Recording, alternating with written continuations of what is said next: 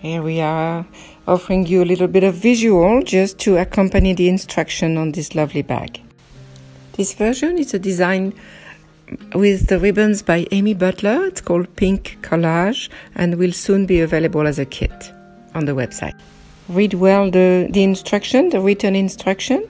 This is when you start stitching the ribbon on the interface.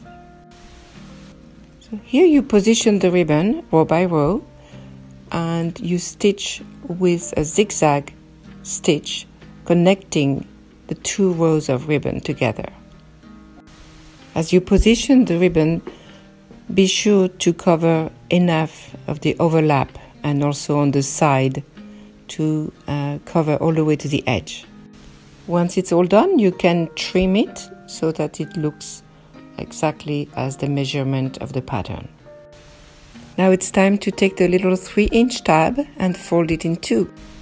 Stitch it along the side with a long stitch just to hold it in place. Assemble the ribbon front and the simple fabric back, front and right side together, stitching both sides and the bottom.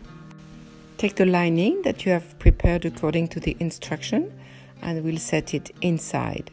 With a bit of the lining, we are creating the border edge here, so you turn it around and fold it to have 1/2 inch of the fabric lining showing on top of the ribbon side.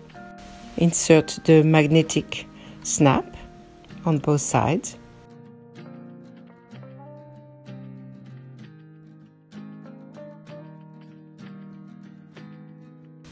Et voilà!